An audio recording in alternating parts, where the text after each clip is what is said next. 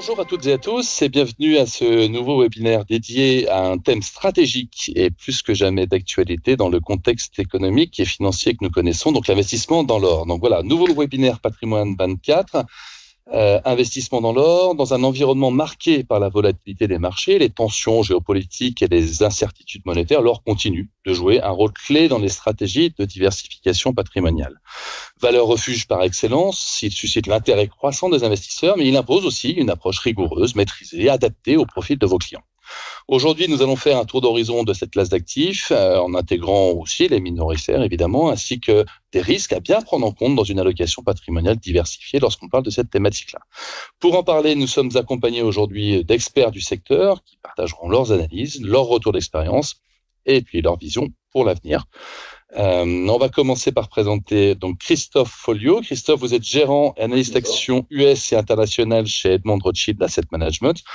Vous avez rejoint Edram en 2003 en qualité de gérant action US international et vous êtes le gérant principal de la stratégie US Value depuis cette date. Vous avez débuté votre carrière en 1994 chez Knight Ridder à New York au sein du département de recherche financière. Vous intégrez en 95 la banque Verne en qualité d'analyste financier buy-side, puis en 99 BNP Paribas, où vous assurez successivement les fonctions d'analyse buy-side et de responsable de la gestion action nord-américaine.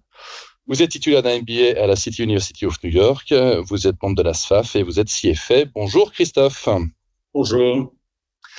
Charlotte Perrault. Charlotte, vous êtes gérante action internationale depuis 2015 et co-responsable du développement de la thématique biodiversité depuis 2023 chez Crédit Mutuel Asset Management. Vous avez débuté votre carrière en 97 chez Asgenio et associé en tant que gérante de fonds avant de rejoindre CIC Lyonnaise de Banque en tant que gérante de portefeuille small et mid-cap européenne. En 2005, vous intégrez le Crédit Mutuel Asset Management en tant que gérante action internationale. Charlotte, bonjour.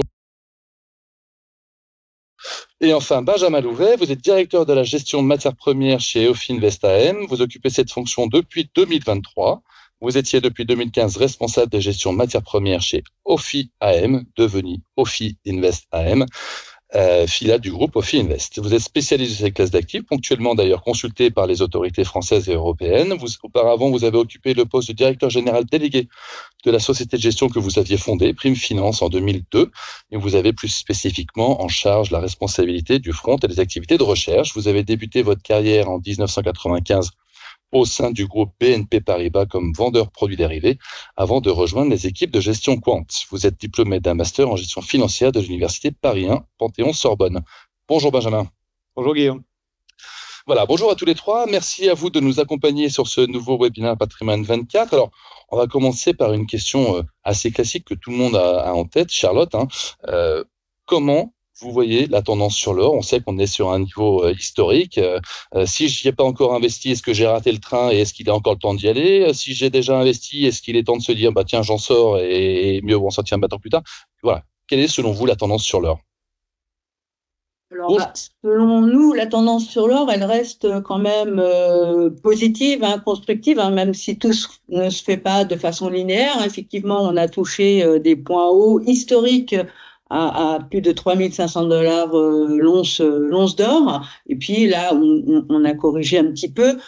C'est normal que le marché souffle un petit peu. Pourquoi nous, on reste constructif? Parce qu'en fait, l'ensemble de nos indicateurs dans nos modèles, qui ce soit des indicateurs plus fondamentaux de long terme et les indicateurs de court terme, qui sont plus des indicateurs financiers suivis par aujourd'hui les investisseurs occidentaux qui sont revenus sur cette thématique depuis quelques mois maintenant, eh bien tous ces indicateurs sont au vert. Donc, dans les indicateurs fondamentaux de long terme, évidemment, vous avez la demande physique d'or et qui est répartie sur de la billetterie, mais surtout sur les banques centrales des pays émergents qui achètent beaucoup d'or depuis maintenant plusieurs années. Et pour nous, c'est vraiment une lame de fond, ces achats d'or des banques centrales qui souhaitent se diversifier et par rapport au dollar, mais on aura l'occasion d'en reparler, je pense.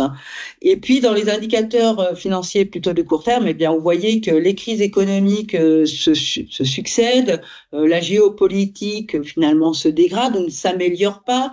Et tout ça, c'est des risques grandissants que les investisseurs souhaitent se protéger, se diversifier aussi leurs actifs par rapport à ces risques financiers de baisse du dollar, voilà, par exemple. Donc tout pour nous, tous les éléments restent au vert. Tant que ça reste au vert, la tendance est porteuse. D'accord, donc là on voit bien sur la tendance. Mais, Benjamin, est-ce que vous pourriez revenir vers nous juste pour bien nous réindiquer, on l'a vu, cette hausse fulgurante, hein, quels ont été ces principaux moteurs de la hausse de l'or depuis les derniers mois et semestres? Alors, il y en a beaucoup, Guillaume, mais je dirais que si on essaie d'extraire les trois principaux moteurs, je dirais que le premier, le plus important parce qu'il est assez nouveau, c'est l'intérêt croissant des pays asiatiques pour l'or, notamment depuis 2022. Il s'est passé quelque chose d'important en 2022, puisqu'en mars, la Russie envahit l'Ukraine, et l'une des conséquences de cette invasion, c'est que les pays occidentaux décident de geler les actifs en dollars des Russes à l'étranger. Et là, un certain nombre de pays prennent conscience que finalement, le dollar n'est peut-être pas une valeur aussi sûre que ça et se disent, si on s'entend mal avec les États-Unis demain, est-ce qu'on ne risque pas de se retrouver dans la même situation? Et donc, il y a une volonté de se dédollariser progressivement, et en tout cas pour la population elle-même, qui avait l'habitude de considérer qu'il y avait deux valeurs refuge ultimes, c'était l'or et le dollar, et bien le dollar d'un seul coup passe un peu au second plan, et on voit des achats d'or massifs, ce qui est assez intéressant parce que les raisons d'acheter de l'or dans les pays occidentaux sont assez différentes. Les pays occidentaux achètent généralement de l'or quand les taux d'intérêt baissent. Pourquoi? Parce que comme l'or n'a pas de rendement, si les taux d'intérêt sont élevés, le désavantage de l'or est de plus en plus marqué. Donc quand les taux d'intérêt réels rebaissent, eh bien, on retrouve un intérêt pour l'or. Et donc à partir de 2022, on voit que cette relation entre l'or et les taux d'intérêt semble moins bien fonctionner parce qu'il y a ces nouveaux arrivants que sont les pays asiatiques sur le marché de l'or. Le deuxième facteur majeur, Charlotte en a déjà parlé un petit peu, ce sont les banques centrales.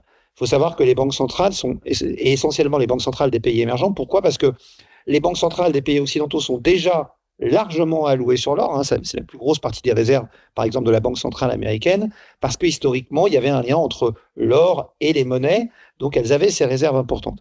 Les pays asiatiques et les pays, je dirais, émergents d'une façon générale, ont vu ces dernières années leur balance commerciale devenir largement excédentaire, et donc se sont retrouvés avec des réserves à gérer, et ils diversifient ces réserves sur l'or, parce que ça fait partie des actifs banques centrales. Et parce que, ce qui est intéressant, c'est qu'on sait pourquoi elles le font, parce qu'il y a un sondage qui est fait tous les ans auprès de ces banques centrales pour leur demander un petit peu pourquoi elles achètent de l'or. Et il y a deux raisons principales qui sont données. La première, c'est que l'or ne présente pas de risque de contrepartie. En gros, l'or n'est la dette de personne et donc ne peut pas faire faillite, ce qui en dit long sur la perception qu'ils peuvent avoir des autres actifs qu'ils ont en portefeuille. Et puis la deuxième raison qui est évoquée, c'est que les banques centrales nous disent que les taux d'intérêt réels vont rester bas très longtemps. Alors, je ne sais pas qui mieux croire que les banques centrales en matière de taux d'intérêt, dans la mesure où ce sont elles qui fixent les taux d'intérêt nominaux, mais ça me semble quand même être un élément à prendre en compte. Et puis, le dernier élément, pour moi, le plus important depuis longtemps, qui fixe la tendance sur l'or, c'est l'endettement massif des États. Vous avez aujourd'hui des États qui sont extrêmement endettés et qui font qu'on a une conviction que les taux d'intérêt vont devoir rester bas très longtemps. Je prends juste un calcul très simple, Guillaume. Quand vous êtes un État comme les États-Unis, que vous avez 120% de dette par rapport à votre PIB. Ça veut dire que si les taux d'intérêt remontent de 1%, vous devez payer en intérêt supplémentaire sur votre dette 1,2% de votre PIB. On sent bien que c'est quelque chose qui n'est pas possible. Aujourd'hui, les intérêts sur la dette américaine représentent déjà 4,7% du PIB américain. Et donc tout ça milite pour des taux qui vont rester bas. Et ça, c'est plutôt un facteur très important de soutien pour l'or. Donc après avoir vu effectivement avec Charlotte un peu la tendance que vous imaginez, on vient de voir un peu les principaux moteurs de cette hausse. Moi, la question que j'ai envie de vous poser, Christophe, chez Edram, pour un investisseur qui n'a pas pris le bon train, est-ce qu'il est trop tard pour investir sur l'or ou est-ce qu'il y a encore de l'intérêt à le faire? Alors, c'est vrai qu'il y a eu un mouvement très fort l'année dernière et une accélération au début d'année du prix de l'or. Quand on regarde un petit peu les différents facteurs de demande, on en a déjà parlé d'un certain nombre, mais il y a aussi la demande en ce moment, et surtout au premier trimestre, de la demande sur des ETF dans l'or physique, qui a très fortement augmenté. Je regardais les chiffres ce matin, c'est 226 tonnes d'or sur le premier trimestre, alors que le trimestre d'avant, on était plutôt à 18 tonnes, donc des chiffres assez faibles. Donc je pense que c'est une partie de ce mouvement. Les 2/3 de ces achats viennent d'acheteurs asiatiques, et comme le disait Benjamin, qui sont des acheteurs un peu nouveaux sur le secteur. Donc un mouvement assez fort. Mais la question, même si on a peut-être pas mal d'achats un peu spéculatifs à court terme, l'important, c'est vraiment de penser à la direction de ces déficits publics. Je pense que c'est un des éléments essentiels dans l'évolution des prix de l'or. Quand on se souvient dans la dernière crise des dettes souveraines, au moment de la Grèce en 2011 et en 2012, c'est là où on avait atteint un précédent record sur les prix de l'or. Ensuite, le prix était pas mal retombé. Et donc, si on pense que ces déficits publics vont rester élevés aux États-Unis, dans les pays occidentaux, je dirais qu'il y a peu de raisons pour qu'on ait un vrai repli des prix de l'or.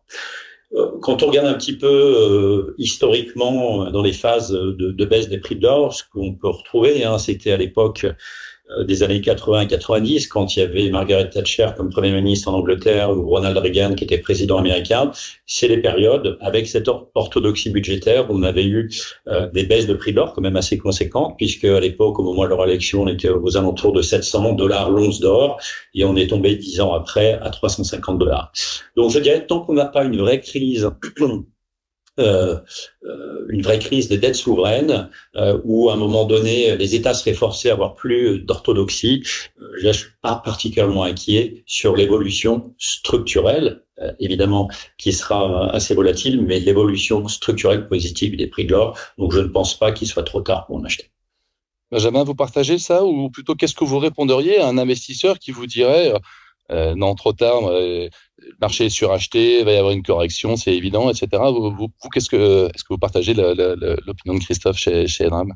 Oui, complètement. Et je pense qu'il y a plusieurs éléments aujourd'hui qui doivent être rassurants. Alors, il faut quand même rappeler une chose, Guillaume, c'est qu'on est sur un marché de matières premières et que le prix d'une matière première, il se fixe spot, contrairement aux actions qui intègrent les révisions des perspectives des sociétés. Le prix d'une matière première, il se fixe en fonction de l'équilibre instantané entre l'offre et la demande, donc c'est volatile, donc il faut bien l'avoir en tête. Donc je vous dis pas que ça va être une ligne droite vers le haut, mais les facteurs qui nous amènent aujourd'hui à penser que on pourrait avoir des corrections d'une profondeur modérée, on va dire, c'est d'abord les indicateurs techniques qui sont pas surachetés du tout aujourd'hui. Quand on regarde les positions spéculatives, elles sont pas du tout sur les niveaux les plus hauts historiques qu'on a pu connaître sur ces marchés, comme en a parlé Christophe. On a des positions spéculatives, mais aujourd'hui elles sont pas excessives. Et donc, on peut penser qu'il n'y a pas de raison de voir ces spéculateurs se retirer d'un seul coup du marché et faire baisser le marché brutalement. Pareil sur les positions des ETF. On a aujourd'hui des gros volumes de souscription aux ETF, mais on est encore très loin en volume des plus hauts historiques qu'on avait atteints il y a quelques années sur les détentions d'ETF. Le deuxième point qui est important, c'est que il y a un certain nombre d'acheteurs dont on sait qu'ils veulent rentrer sur ce marché et qui n'y sont pas encore rentrés. C'est particulièrement le cas des compagnies d'assurance en Chine. Les compagnies d'assurance, depuis quelques semaines, ont été autorisées par le gouvernement chinois à se diversifier sur l'or, mais jusqu'à maintenant, elles n'ont pas pu le faire parce que les conditions de marché n'étaient pas réunies, notamment parce que les importations d'or en Chine sont encadrées par le gouvernement. Le gouvernement a maintenant desserré un petit peu les taux sur les limites d'importation d'or. Et donc, elles vont probablement pouvoir le faire dans les mois qui viennent, mais pour l'instant, elles n'ont pas pu le faire. Pourquoi ? Parce que en avril, simplement, les importations d'or en Chine ont atteint un niveau record historique.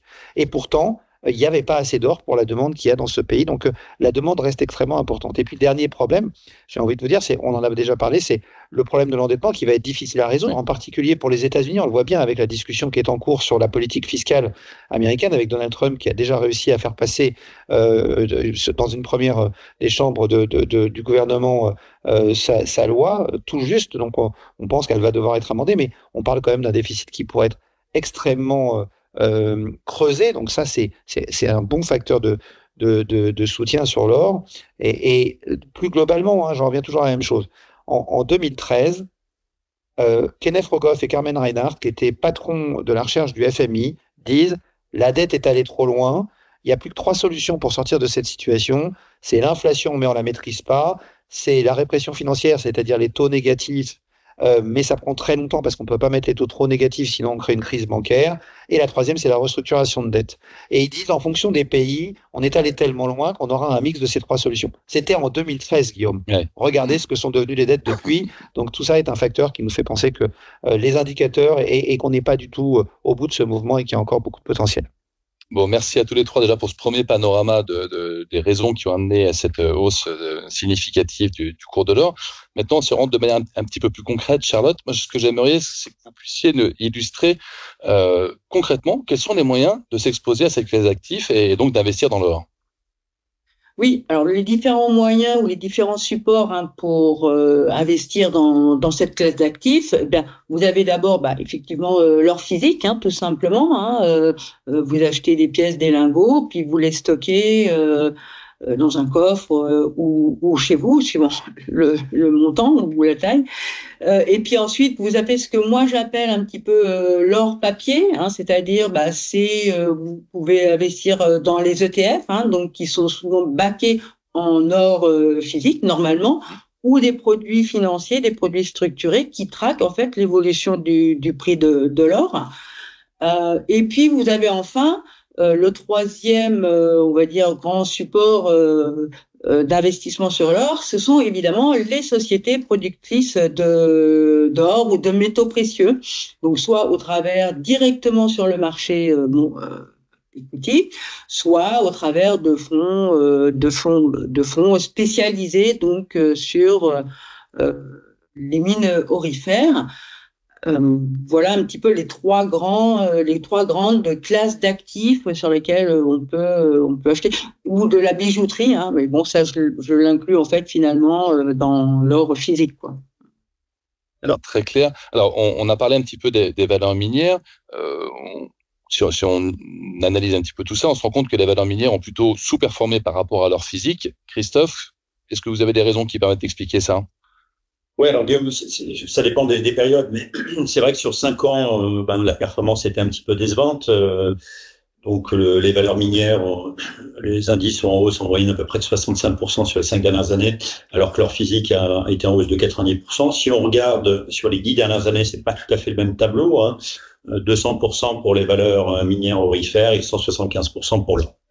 Alors c'est important d'essayer de comprendre le principe. Nous, on est plutôt à prôner pour nos clients d'avoir les deux, d'avoir de l'or physique et d'avoir des valeurs minières. Mais l'idée, c'est que si on pense que les prix de l'or vont continuer à s'apprécier dans le futur, l'intérêt d'une valeur minière, c'est que vous avez normalement du levier. C'est-à-dire, pour une entreprise, si les coûts de production restent à peu près stables, eh bien, si les prix de l'or physique, donc qui sont produits, qui sont vendus, augmentent, normalement, ça devrait avoir un effet sur vos bénéfices. Alors, ça s'est pas produit au cours des années 2022-2023, notamment après le Covid, après toutes les problématiques d'inflation, notamment d'inflation des salaires, de problématiques de supply chain, où finalement, après l'invasion des Russes en Ukraine, eh bien ces coûts ayant augmenté ont finalement quelque part mangé les marges ou infecté les marges. Donc du coup, le secteur a enregistré des performances assez décevantes. C'est plus tout à fait le cas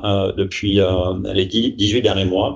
Ce qu'on voit à l'heure d'aujourd'hui, c'est que la plupart des entreprises minières dans le monde sont capables de bénéficier de cette augmentation des prix de l'or et on peut le retrouver dans les résultats des principales entreprises. Et si on regarde depuis le début de l'année, c'est pas le cas. C'est-à-dire que les valeurs minières, en tout cas depuis les 12 derniers mois, ont surperformé les prix de l'or. Merci. Benjamin, chez OFI, vous partagez ce constat? Pour vous, quelle est la tendance entre l'or physique ou les compagnies minières? Nous, on a plus fait le choix de l'exposition aux métaux pour l'instant, et je dirais qu'il y a plusieurs facteurs. Christophe le rappelait, historiquement, il y a plutôt un effet de levier sur les compagnies minières, et il est plutôt intéressant, mais les choses ont un peu changé ces dernières années, selon nous, pour plusieurs raisons. La première, c'est que entre 2000 et 2010, le cours de l'or a connu une croissance absolument extraordinaire. Je rappelle juste, en 2000, une once d'or, ça vaut $250, $280. Et en 2011, l'or touche un nouveau plus haut historique à $1900. Et donc, dans cette période-là, les compagnies minières ont fait énormément d'opérations de rapprochement. Il y a eu beaucoup de consolidation, de fusion, d'acquisition qui se sont faites à des prix absolument stratosphérique et pas toujours raisonnable. Et donc, quand le marché s'est retourné à partir de 2011, eh bien, ces sociétés minières se sont retrouvées, pour certaines, à devoir passer des dépréciations d'actifs absolument extraordinaires, très importantes, qui ont traumatisé beaucoup les actionnaires. Et donc, il y a eu un peu une perte de confiance dans la gestion de ces compagnies minières. C'est la première chose qui, pour nous, a changé un petit peu.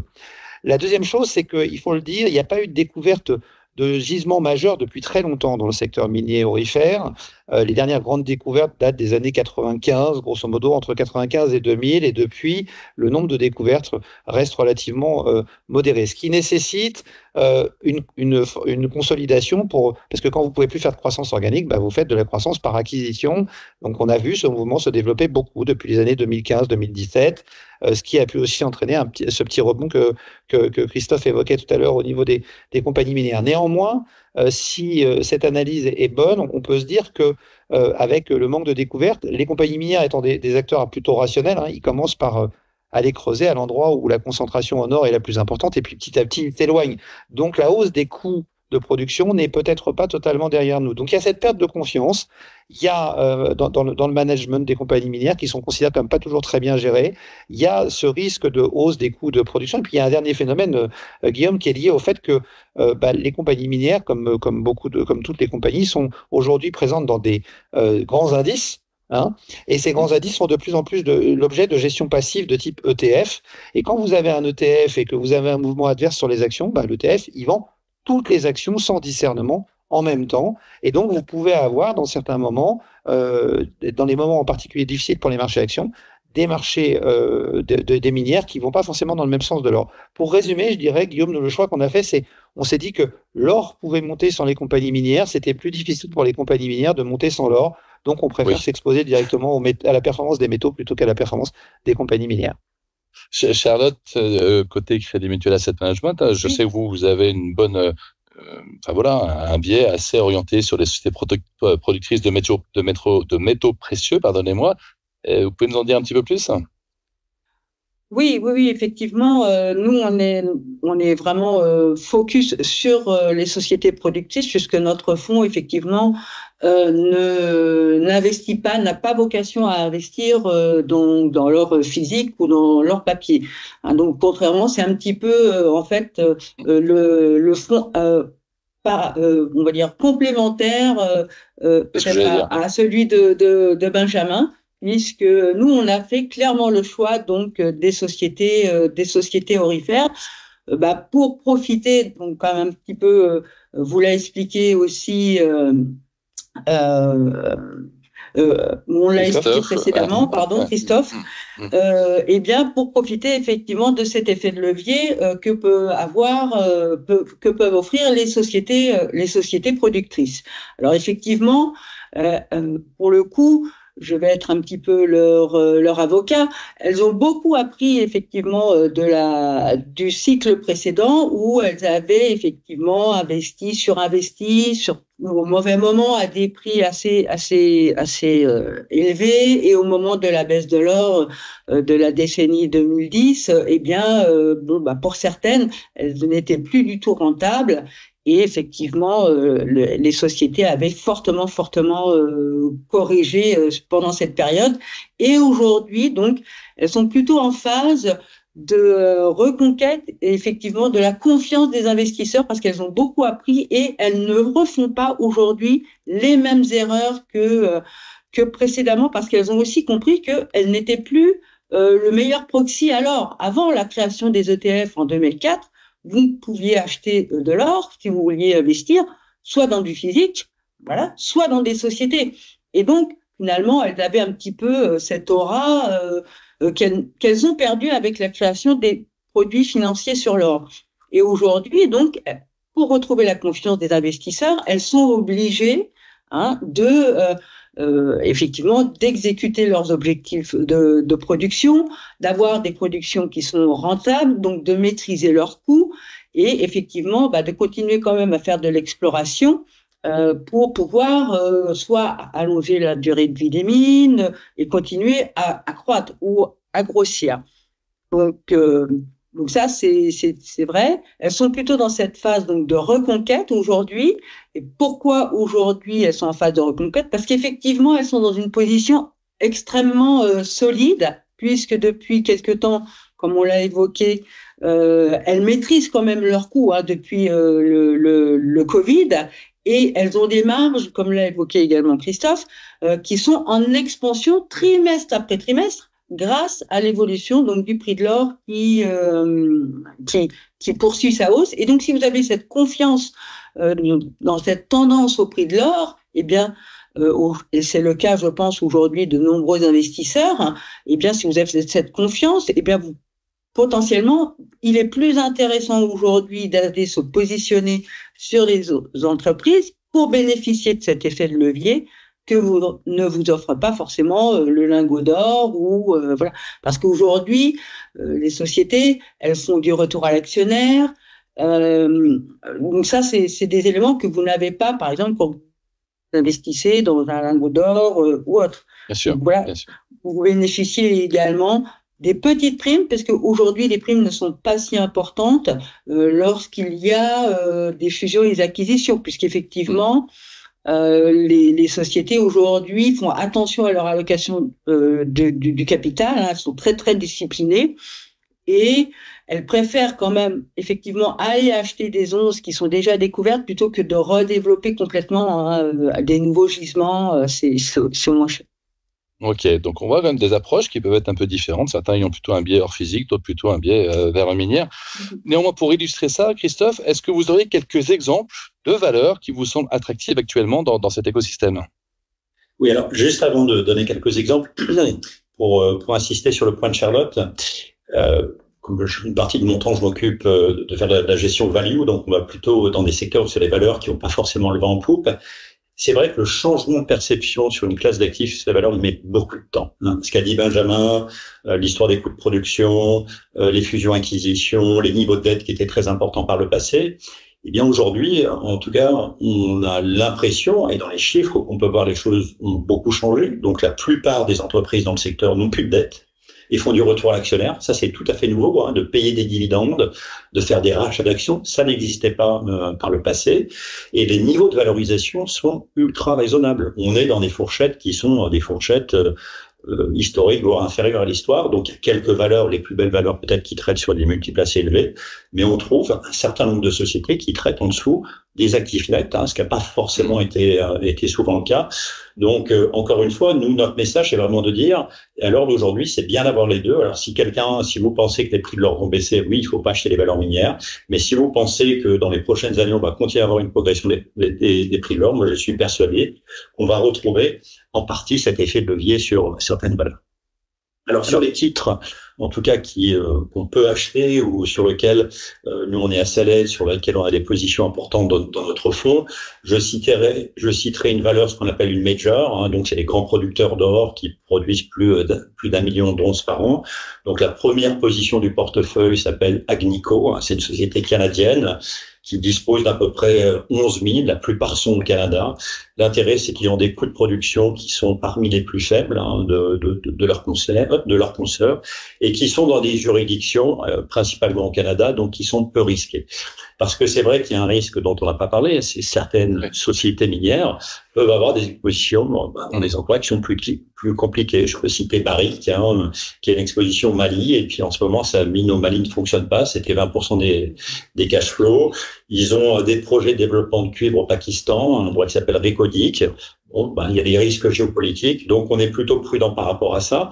Mais c'est vrai que pour une valeur comme Barrick, aujourd'hui, on le retrouve dans la valorisation puisqu'elle est extrêmement basse. C'est une société qui traite à 0,8 fois le prix sûr par rapport à l'actif net, donc des prix relativement faibles. Donc une major, Agnico, je mentionnerai, donc société très bien gérée, diversifiée.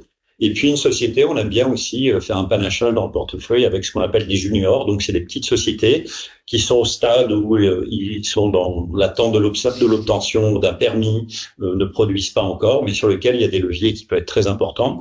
Donc on a vu une société, on l'a revu cette semaine, mais on l'a en portefeuille depuis un moment, qui s'appelle Skeena Resources, SKE, c'est le ticker, donc il y a un producteur canadien qui a une mine qui s'appelle Eskay Creek, et qui devrait normalement obtenir un permis d'ici la fin de l'année.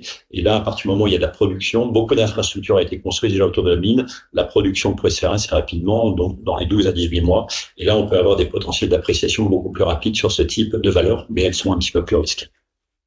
Bah écoutez, merci beaucoup à tous les trois à la fois de nous avoir accompagnés sur la vision du marché, les anticipations que vous pouviez avoir sur l'évolution du cours de l'or, mais aussi sur les particularités de votre manière, vous, d'adresser cette classe d'actifs-là. On va terminer par une dernière question, et ça va être un peu la minute commerciale, de sorte à ce que vous puissiez nous dire à travers quel fonds ou quelle gamme de fonds de vos maisons on peut retrouver l'expertise que vous avez évoquée.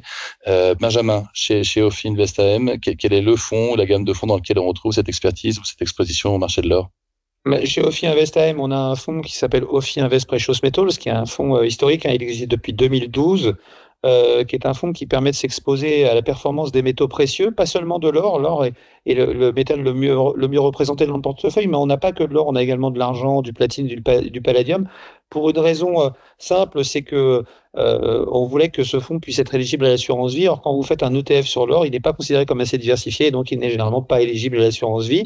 Notre fonds présente l'avantage de pouvoir être éligible à quasiment tous les contrats d'assurance vie de la place, parce qu'il est diversifié et qu'il y a, si l'or est l'actif le plus représenté dans le portefeuille, il y a également de l'argent, du platine et du palladium. C'est un fonds qui performe bien depuis le début de l'année, avec une performance qui est un peu en dessous de celle de l'or depuis le début de l'année, parce que l'argent, le platine et le palladium étaient un peu à la traîne, mais là, il y a des difficultés qui sont en train d'apparaître sur le côté production, sur les platinoïdes, et donc ces deux métaux ont fait un rattrapage spectaculaire ce mois-ci, et l'écart est maintenant très faible entre les deux, et donc c'est un fonds qui, historiquement, est un bon proxy, je dirais, de la performance de l'or sur le moyen terme.